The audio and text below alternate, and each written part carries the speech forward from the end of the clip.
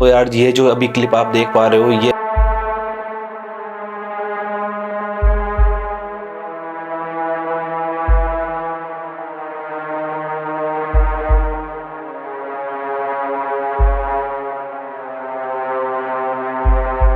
Only उस औरत के साथ हुई। जितनी भी घटनाएं थी उनका एक मोमेंट मात्र है, पर जो ऑफ कैमरा हुआ, जो वो रिकॉर्ड नहीं कर पाई, जो मैं आपको भी नहीं दिखा पाऊँगा, वो इससे भी ज़्यादा भयानक था। तो यार आज मैं बात कर रहा हूँ लंदन में रहने वाली एक औरत की, जो अपने पति से डिवोर्स लेकर थोड़ा सा परेशान थी। उसके कुछ भी समझ नहीं आ रहा था कि आखिर वो क्या करे, और यही सोचकर वो कुछ ही किलोमीटर पर रहने वाली अपनी एक बहन, जो उसकी सगी बहन थी, उसके वहाँ चली जाती है। उसकी बहन का जो मकान था वह शहर से थोड़ा आउट था, और एक पीछे की तरफ, उसके घर के पीछे की तरफ जंगल भी था।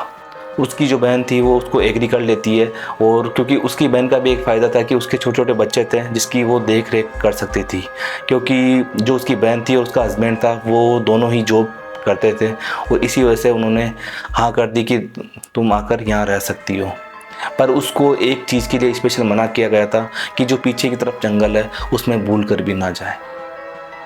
पर वही है कि इंसानी मन होता है, मन में बहुत सारी जिज्ञासाएं होती है, और इंसानों की फितरत होती है कि जिस चीज़ के लिए उसको मना किया जाए वो उसे जानबूझकर करते हैं। ऐसा ही कुछ उस औरत के साथ में हुआ। जब हस्बैंड वाइफ दोनों चले जाते तो वो कभी छत पर जाकर, कभी बाहर निकलकर उस जंगल की तरफ देखती, निहारती, और उसके मन में बहुत सारी जिज्ञासाएं, क्यूरियोसिटी होती कि यार आखिर इसके अंदर क्या है जिसकी वजह से मेरे को मना कर दिया गया। कुछ टाइम, कुछ हफ्ते निकले, उसके बाद में आखिर उसने एक बारी अपनी बहन से पूछ लिया कि आखिर तुमने इस जंगल में जाने से आखिर मेरे को क्यों मना किया। तो उसकी जो बहन थी वो टाल कर हंसी में बोलती है कि तुम फालतू की टेंशन मत लो, क्योंकि तुम ऑलरेडी अपने डिवोर्स की वजह से डिप्रेशन में हो, तो इन चीज़ों के बारे में फालतू मत सोचो और अपनी लाइफ को एंजॉय करो और अच्छे से रहो। तो आखिर उसकी जिज्ञासा और भी बढ़ जाती है कि आखिर उसकी बहन ने उसे क्यों टाल दिया। धीरे धीरे उसकी क्यूरियोसिटी बढ़ती जा रही थी। वह दिन रात उसी जंगल के बारे में सोचती रहती, क्योंकि उसको कहीं ना कहीं वह जंगल थोड़ा सा खूबसूरत सा, हरा भरा सा, और उसके मन को ऐसे लगता था कि यार आखिर मैं एक बार इस अंदर जाके आऊँ।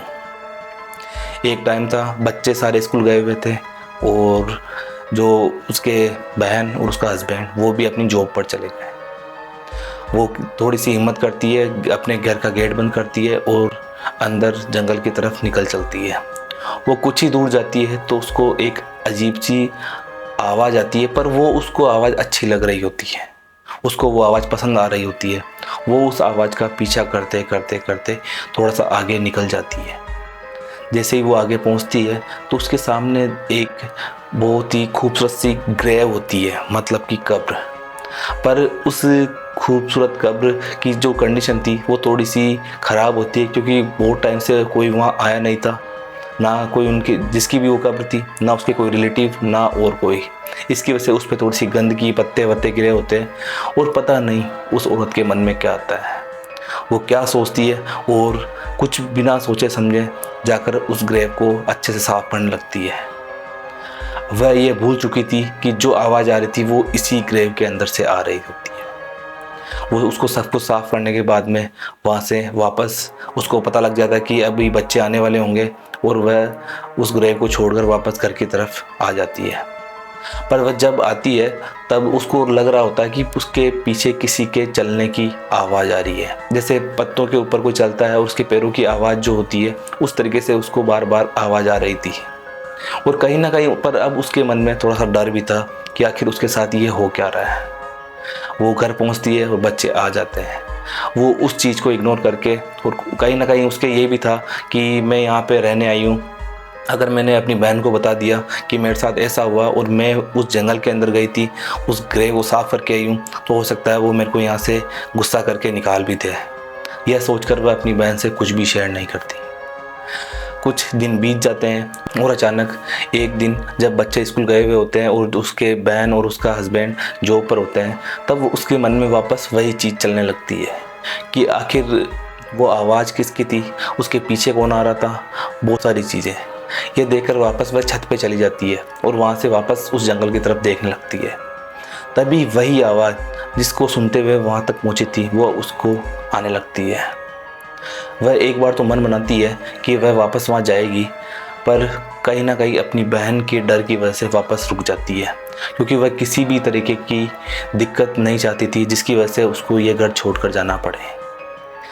वापस एक दिन और निकल जाता है, पर पूरी रात उसको नींद नहीं आती। वह पूरी रात बस उसी आवाज़ और उसी ग्रेव के बारे में सोचती रहती है।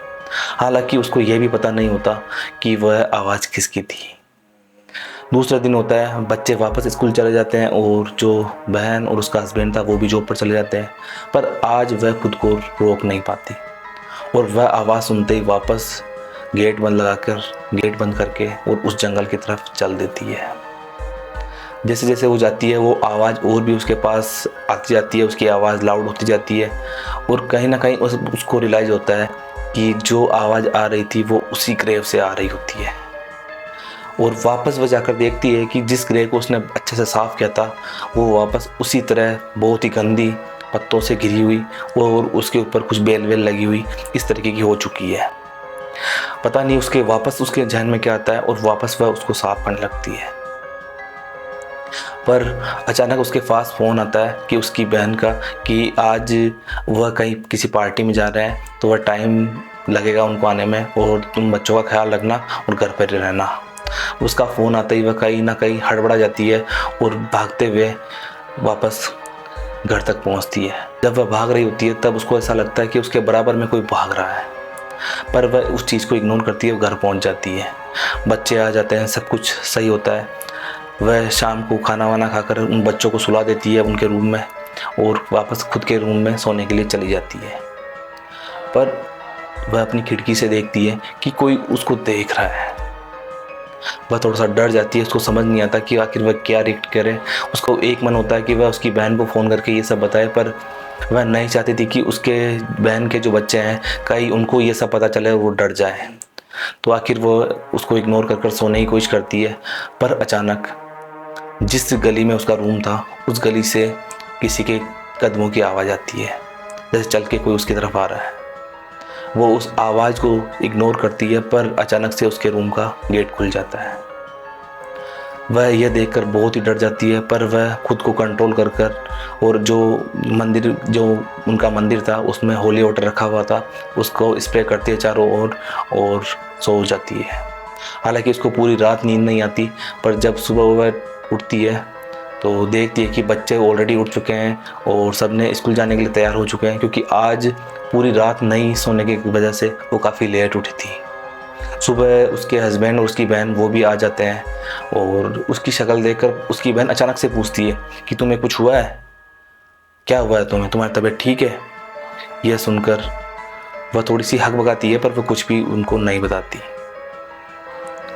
वापस वो दिन भर टाइम पास करती है, इधर उधर करती है, पर जो उसकी बहन थी वह बोलती है कि हमें किसी शादी फंक्शन को अटेंड करने के लिए बच्चों को साथ लेके जाना पड़ेगा और तुम घर पर अकेले रहना, क्योंकि घर का ध्यान रखने वाला कोई है नहीं अभी। तो ये कहकर वो बच्चों को लेकर चले जाते हैं शाम को। और अचानक वो टीवी देख रही होती है, पर उसके मन में बस अब एक जिज्ञासा थी कि कुछ ऐसा हुआ है उसको प्रूव करे विथ कैमरा, कि वो एक वीडियो बनाकर अपनी बहन को दिखा सके कि उसके साथ में कुछ ऐसा हो रहा है। क्योंकि उसके मन में कहीं ना कहीं ये होता है कि क्या पता उसकी बहन उसकी बात का विश्वास करेगी या नहीं करेगी। आखिर में अचानक वो टीवी देख रही होती है और उसके सोफे के नीचे से अजीब तरीके की आवाज़ आती है।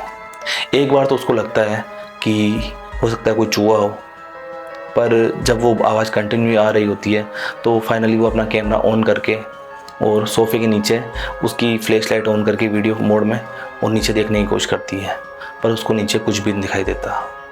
जैसे ही वो अपना कैमरा ऊपर करती है उसके बाद आप ये फुटेज में देख पा रहे हो कि उसके साथ में क्या हुआ। वो यहाँ से फुटेज बंद करती है, कैमरा बंद करती है और दौड़ते हुए बाहर निकल जाती है। वह जाकर अपनी बहन को फ़ोन करती है कि उसके साथ में ऐसा ऐसा हुआ। तो यार आज की स्टोरी यहीं तक रखते हैं। बाकी कभी भी किसी भी आवाज़ को फॉलो करते हुए या कभी आपके घर वाले या कोई भी आपको मना करे कि आपको यहाँ नहीं जाना है वहाँ नहीं जाना, तो उनकी बातों को हमेशा फॉलो करना चाहिए। तो ये आज की स्टोरी को यहीं तक एंड रखते हैं। बाकी मिलते हैं नेक्स्ट स्टोरी में, तब तक के लिए बाय।